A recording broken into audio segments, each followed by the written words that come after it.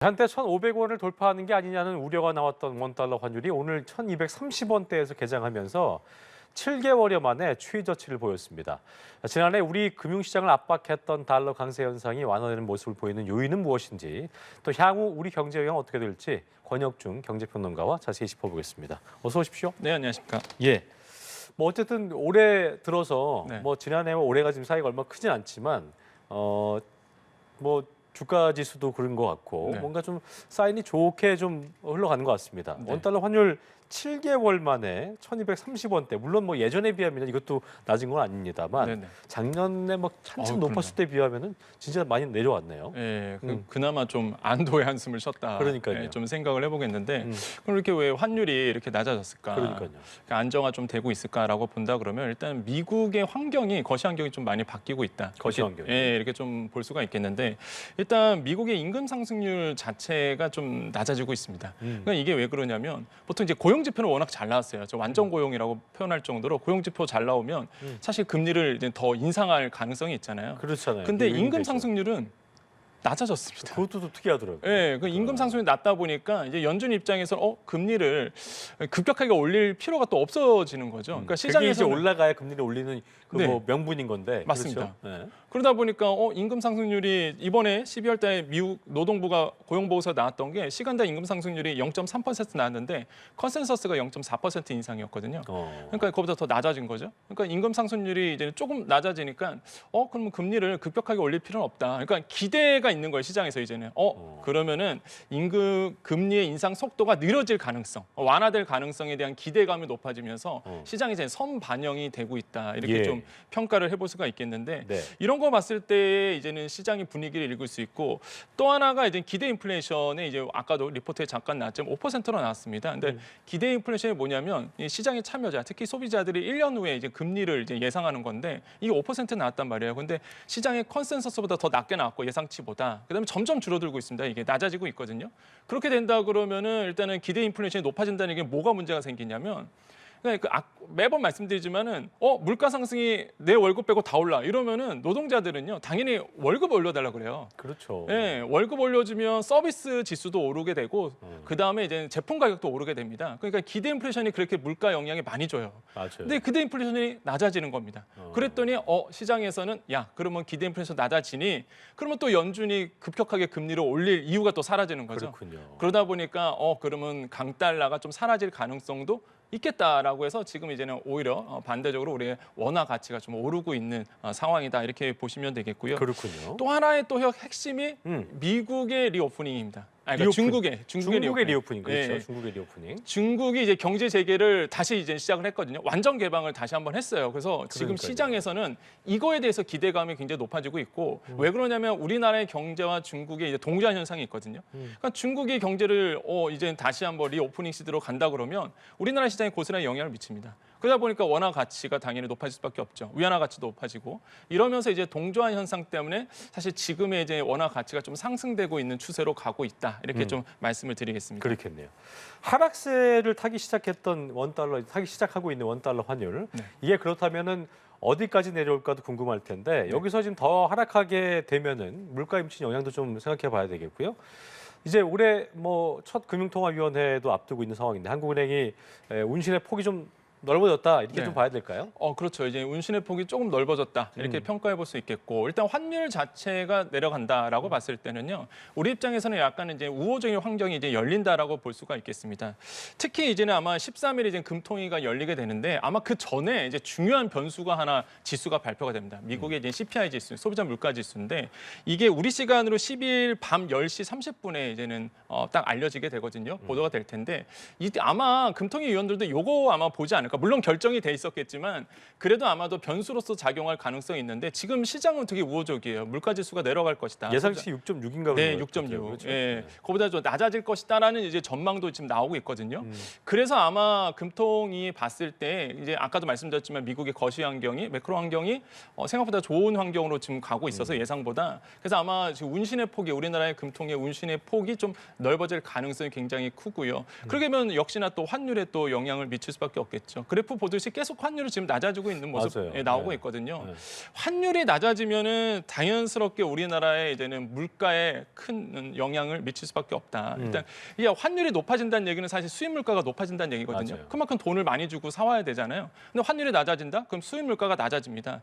그러면 아이러닉하게도 수출하는 기업도 좋아져요. 원래는 사실 물가가 왜요? 높아져, 환율이 높아져야 수출 기업이 좋다라고 이제 교과서는 배웠지만은 워낙 수입 물가가 높다 보니까 이제 원자재 사올 때 너무 많이 비싼 가격을 사오다 보니까 수출 기업도 어려웠었거든요. 수출 기업도 뭐 네. 사와서 만들어야 되는 그러니까 너무 비싸게 그런 사오니까. 게 있군요. 예, 그러다 보니까 너무 비싸게 사다 보니까 사실 이번에 이제 환율이 안정된다 그러면 이제 수입 물가가 낮아질 것이고 그럼 수출 기업에도 오히려 이제 유리한 환경으로 또 갈 수도 있습니다. 그래서 이런 부분도 이제는 영향을 이제는 줄 것이다라고 이제 보고 있고 그래서 제가 봤을 때는 이렇게 환율이 좀 낮아지기를 기대를 하는데 근데 또 변수가 너무 많아요. 예, 사실 이대로만 가면은 좋겠지만은 불안해요. 그렇죠, 예, 뭔가. 불안하죠. 예. 예. 지금 경제 상황이 뭐 지금 최근에 어닝 쇼크 나오고 대기업도 어닝 쇼크 맞습니다. 나오고 있는데 네. 이게 뭐 지금 뭐 이렇게 장밋빛으로만 바라볼 수 있는 상황은 아니잖아요. 그렇죠? 그렇죠. 대표적인 게 중국입니다. 중국이. 아까도 말씀드렸지만은 우리 환율이 좀 낮아지는 이유, 원화 가치가 높아지는 이유가 중국이 이제 경기 재개를 하면서 다시 한번 기지개를 피면서 사실 움직이는 거였거든요. 근데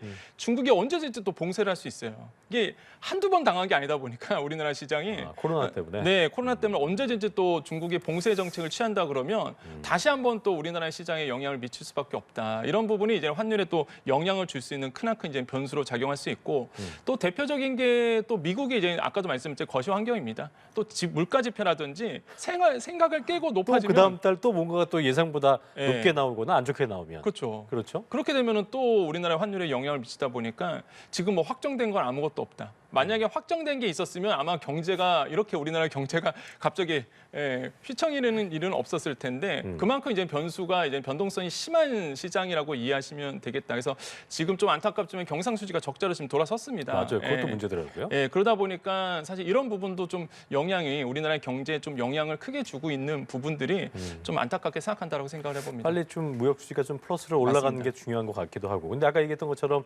CPI 곧 나오는데 이게 예상치를 또 너무 좀 장밋빛이 좀 낮춰잡아서 그거보다 좀만 높게 나와도 또 예상보다는 그럼요. 높았다라고 나오면서 안 좋잖아요. 그럼요. 그렇지 이제는 않아요? 미국 CPI 지수가 이제 조만간 이제 발표됩니다. 아까 말씀드린 것처럼 12일 밤 10시 우리나라 시간으로 네. 밤 10시 반인데 아마 주식 시장이 크게 요동칠 겁니다. 0.5를 내려나갔고 그 네네. 이상 그 이하로 나와야 되는데 아닐 경우에는 요동칠 수 있는 거잖아요. 네, 그러다 그렇죠? 지금 주식 시장이 굉장히 변동성이 커요. 맞아요. 외국인들이 지금 우리나라 시장에 많이 들어온 상태거든요. 특히 이제 삼성전자, SK하이닉스 금융주 중심으로 매수를 많이 한 상태입니다. 그러니까요. 근데 만약에 이게 물가 지표라든지 아니면 거시환경 지표들이 만약에 예상 깨고 다르게 나온다 그러면 외국인들 다시 떠날 수 있거든요. 그래요? 그러면은 지금 올랐던 이런 어떤 삼성전자라든지 SK하이닉스라든지 뭐 금융주 중심으로 다시 한번 빠질 가능성이 있고 이제 개인 매도세는 굉장히 많이 나오고 있거든요. 그러니까 차익 실현이라 보시면 되겠죠. 이만큼 이제 돈을- 올라와 주니까. 네. 그래서 이제는 하고 있는데 그 정도로 사실 주식 시장에 크나큰 아마 영향을 미칠 수 있다라고 그러게요. 생각을 해봅니다. 단기성 투자가 아니었으면 바람을 좀 네. 가져보게 되고요. 자, 미분양, 지난해 미분양 또 청약 수요 위축 등으로 한파를 맞았던 분양시장 분위기도 조금씩 바뀌는 모습인 것 같은데 훈풍인지 아닌지 모르겠습니다만 대규모 미분양이 우려됐었던 단지들의 계약률도 좀 오르고 있는 분위기인 것 같고요. 네. 어쨌든 정부의 규제 효과 나타나고 있는 것 같다고 좀 볼 수 있겠지요? 그렇죠. 예, 효과가 분명히 있다라고 말씀을 드렸고 실제 필드에서도 지금 일어나고 있습니다. 그러니까요. 예, 대표적인 게 사실 올림픽파크 포레온 그러니까 둔촌 주공이라고 보시면 되겠는데 사실 이게 그 처음에 이제 경쟁률이 3.7대 1이었어요. 네. 근데 지금 이거보다 이제 훨씬 더 이제 높아질 가능성이 이제 왜냐하면 높아지는 그 거죠. 송파가 아니니까 그렇죠. 강동이기 때문에. 그러다 보니까 사실 이게 둔촌 주공 같은 경우에도 최대 완전 수혜를 입었다 이렇게 좀 평가를 해볼 수 있겠고 그러니까 이번에 사실 규제 완화 정책이 나왔을 때 저는 개인적으로 무슨 생각 드느냐면 야 이게 둔촌 주공이 얼마나 어렵길래 전 거길 떠올렸어도 거길 떠올렸는데 네, 같은 너무 생각하셨군요. 네. 그 중에 이제 건설사가 좀 어려운 부분이 있거든요. 그래서 어느 정도 어렵길래 이렇게 다 풀어주나라는 네. 왜냐하면 시장의 예상보다 파격적으로 풀어줬거든요. 맞아요. 예, 그러다 보니까 이런 부분에 대해서 이제는 이렇게 생각할 수밖에 없는 부분이겠고 역시나 뭐 최대 이제 수혜 지역으로 사실 이제는 나올 수밖에 없다. 특히 왜 이제 둔촌주공이 수혜 지역이냐면 일단은 그 분양권 전매가요. 일단은 그 당첨일로부터 1년입니다. 그러면 1년밖에 안 되죠. 예, 1년밖에 안 되죠. 그러면 올해 말이면 풀려요. 그러니까요. 그러니까 분양권 전매도 이제 가능해지죠. 그래서 오랜만에 이 단원데 떴다방 거의 생겼다고 하더라고요. 그렇죠. 이제 분양권 전매가 되니까 이제 떴다방들 또 기승을 부릴 수밖에 없는 상황이겠고 음. 또 하나가 이제 실거주 의무가 없어졌습니다. 그러면은 당연히 전세를 주죠. 맞아요. 당연히 내가 부족한 금액 같은 경우는 전세 주고 일단은 잔금 확보하거든요. 그러니까 이런 것들이 이제 복합적으로 이제 움직일 수밖에 없는 시장으로 지금 가고 있다. 그래서 둔촌주공이 아마 최대 수혜가 되지 않을까 생각하고 뭐 장이 뉴타운도 마찬가지죠. 지금 계약률이 좀 좋아질 것이다. 시장에서는 10% 이상 더 나올 것이다라고 보고 있고 그다음에 많은 분들이 잘 모르시는 철산자이도 있습니다. 이것도 재건축에서 이슈가 많았던 철산자이, 그랬군요. 예, 이쪽이었는데 이쪽도 지금 뭐 경쟁률이 굉장히 좋아질 것이라 보고 있기 때문에 지금 분양 시장에는 아마 훈풍이 불 가능성이 굉장히 높고 다만 그러니까 모든 분양 시장이 그렇지는 않다. 서울 수도권만. 예, 서울 수도권만 이제는 인기가 많아질 수밖에 경기 없고. 쪽도 조금 뭐 주요 지역은 좀 괜찮지 그렇죠. 않을까요? 예. 예, 경기 지역 같은 게 수도권 외곽 지역 같은 경우는 인기 지역만 사실 하남 쪽도 그렇고. 네, 그렇죠. 맞습니다. 네. 그래서 인기 지역 중심으로 이제는 미분양이 빨리 소진되고 분양 시장이 좀 굉장히 좋아질 가능성이 굉장히 높기 때문에 네. 이런 부분들이 지금 시장에 큰 영향을 미치고 있고 환영하는 목소리도 있고요. 이거에 대해서 너무 비판하는 목소리도 이제 양존하고 있다라고 생각을 해봅니다. 일단은 뭐 저번에도 얘기해 주셨습니다만 현금 부자들이 굉장히 그럼요. 신난 상황인 것 같고 네. 또 말씀하신 것처럼 일부한테는 그러지 않을 수도 있는 상황인 건데 어쨌든 분양을 미뤄왔었던 건설사도 그렇고 재건축 재개발 조합들이 분양에 나설 가능성이 높아진 상황인데 네. 분양가 상한 적용도 물론이고 또 주택도시보증공사의 심사도 없어졌으니까 네. 어쨌든 이 분양가는 올라갈 수밖에 없는 상황이거든요. 이게 그렇죠. 시장에 어떤 변수가 될까 이 부분은요? 그러니까 이게 서민들이 사실 어쩔 수 없는 상황이 이제 빠질 수밖에 없다. 왜 그러냐면 지금 말씀하신 것처럼 이제 고분양가 상태로 갈 가능성이 굉장히 큽니다. 말씀하신 것처럼 상한제 없어졌잖아요. 그다음에 금방 말씀하신 것처럼 주택도시보증공사에서 분양가를 심사하는 것도 없어졌습니다. 그러면은 말 그대로 지자체가 관리하지 않는 이상은 이거는 그냥 건설사 마음대로 그다음에 이제는 조합원 재건축 같은 경우는 조합원 마음대로 사실 분양가 책정할 수 있거든요. 그렇게 된다 그러면 당연히 지금 많이 올랐어요. 원재료 값이 철근도 올랐고 그다음 시멘트 가격도 올랐으면은 사실 이렇게 이제 원가 따져본다 그러면 고분양가로 갈 수밖에 없는 구조로 지금 가고 있고 제가 봤을 때는 둔촌주공이 왜 문제가 됐었냐면 사실 이 원자재 가격 때문에 이게 타산이 안 맞아서 사실 문제가 된 공사를 거거든요. 하다가 중단하고 예. 하다 중단하고 막 그랬잖아요. 그래서 그러니까 예. 이제 원가 올릴 수밖에 없다. 그러면 분양가가 올라갈 수밖에 없고 그 또 한 가지 걱정되는 거는 이제는 자금력이 있는 건설회사는 장기 전략으로 갑니다. 보통 다 그래왔거든요. 그러니까 고분양가 딱 책정해 놓고 일단은 팔리는 대로만 팔아요. 안 팔려도 그냥 배짱들이 있습니다. 그렇군요. 자금력이 있는 건설사들은. 왜 그러냐면 이제는 고분양가 책정해 놓고 살 사람만 살아 이거죠. 현금 부자만 당장 사가. 급한 게 아니니까. 예, 당장 급하지 않거든요. 그러면 그 분양가가 또 기준이 돼서 주위 집값을 다 끌어올립니다, 이게.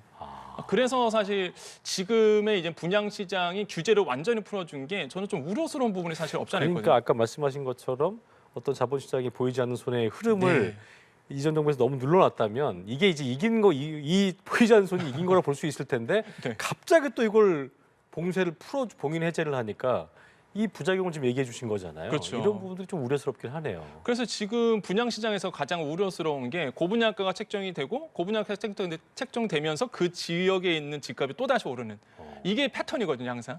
예, 집값 오르는 패턴이 항상 이래왔기 때문에 그러니까 강남 쪽에서 오르기 시작하고 분양가 오르기 시작하고 집값 받쳐주고 이러면서 서울 수도권 중심으로 또 집값이 또 오르게 되는 이러한 패턴으로 가지 않을까 지금 우려스러운 목소리가 나오고 있다. 근데 부작용이 사실 한두 가지가 아니라 보여지는데 대표적으로 저 봤을 땐 지방은요 거의 지금 뭐 미분양이 더 늘어날 가능성이 더 커집니다. 왜냐하면 현금을 내가 갖고 있다 그러면 어디에다가 사실 분양 발수했어요. 그렇죠. 오를 수 있는 곳은 늘기 그렇죠. 때문에 서울 수도권이거든요. 불균형이 또 클 것 같아. 그런 네. 부분도 크고요, 그렇죠? 내가 현금을 갖고 있다 그러고 지방에 계신 분들 이제 서울 아파트 분양 받을 수 있거든요. 그러면은 자연스럽게 이제 서울과 인기 수도권 지역에 이제는 분양받으러 올라오거든요. 그럼 지방에 있는 아파트들 같은 경우에는 오히려 미분양이 더 커질 가능성도 굉장히 크다라고 좀 생각을 해보겠고. 그렇겠네요. 그 다음에 또 이번에 부작용이 생길 수 있는 게 오피스텔입니다. 그러니까 오피스텔이라든지 아니면은 생활형 숙박시설이 인기가 굉장히 많았었는데 그 이유가 규제 때문에 그랬어요. 뭐 전매 제한도 있었죠. 그 다음에 실거주도 있었죠. 아, 그래서 일로 갔었는데. 예, 일로 갔었어요. 그러다가 이쪽이 이게 풀리니까. 다 풀리니까 이제 여기 살 이유가 없어졌거든요.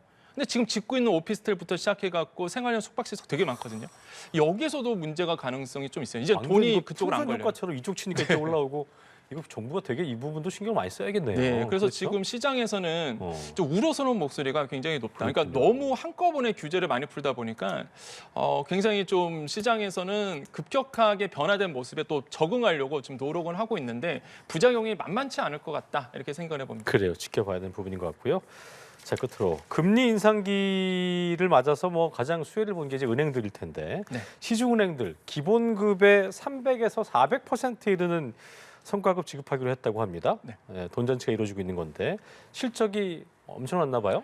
실적이 엄청났죠. 이게 성과급 400%는 기본급의 400이거든요. 어마어마한 숫자다. 이렇게 금액이다. 어려운 시기에 그렇죠? 네, 라고 네, 보시면 참. 되는데 그럼 말씀하신 것처럼 사실 그러면 은행들이 얼마나 이익을 받길래 그러니까요. 이렇게 봤을까로 본다 그러면 국내은행 같은 전체로 본다 그러면 지난해 1에서 3분기까지가 순이익이 한 40조 원이 되고요.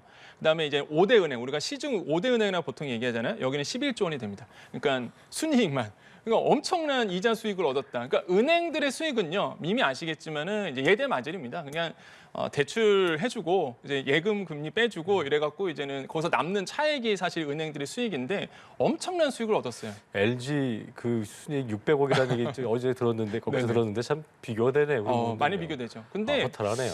그게 은행원들도 사실 뭐 그게 노사 관계로 돼 있기 때문에 계약이 돼 있어요 이미. 그래서 어쩔 수 없이 이제는 그 망대로 순이익이 늘어난 만큼 성과급이 많이 받도록 되어 있습니다. 다만 이제 사실 시장에서 지금 목소리가 나오고 있는 게 이제 사회적 책임이라는 게 있거든요. 아, 그렇죠. 예, 은행들도 분위기도 사회적 있고. 책임이 네. 있다 보니까 지금 현재 대출 금리가 너무 높다라는 거죠. 지금 변동 금리가 8%짜리 나왔거든요. 그럼 엄청난 거죠. 근데 예금 금리는 지금 4%대예요. 그때 우리가 한번 얘기했던 것처럼 예금 금리 더 낮췄습니다, 지금.